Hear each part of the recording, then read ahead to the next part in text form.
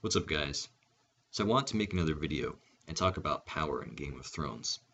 And specifically, I want to analyze the scene from after Robert dies and Ned confronts Cersei in the throne room. And there's this great line where Cersei takes a letter Robert wrote, saying he empowers Ned to be regent, and she tears it up and mocks him, saying, "Is this your defense?" So this is a great scene because it comes after all the other opportunities Ned has had to actually prepare for this moment but fails to. And the lesson of the scene is that the law has no power. So the letter Robert wrote symbolizes the law, and Cersei tearing it up shows that it's ineffective. We see instead that power resides in violence, and in order for the law to have power, it must always be backed up by violence.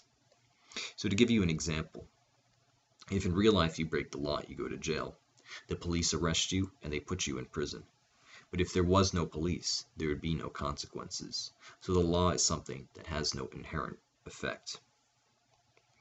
When you watch this scene, you see Ned walk into the throne room, and you know immediately that it's over. The Lannisters are on the throne, they have all their guards around them, and Ned is speaking truth to power, and he's not going to succeed. This scene reminds me of a quote from Machiavelli, where he says that there are infinite difficulties on the part of conspirators. Meaning, once someone is in power, generally they're secure. It's very difficult to take someone out of power once they're in it.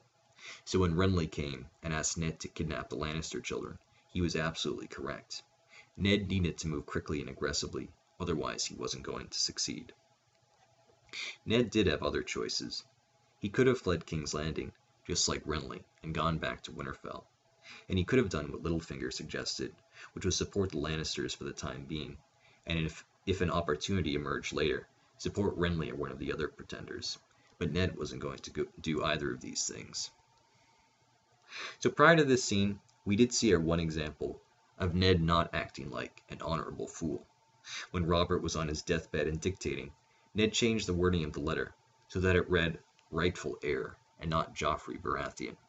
But of course this was too little too late, and it didn't matter regardless because the paper was torn up.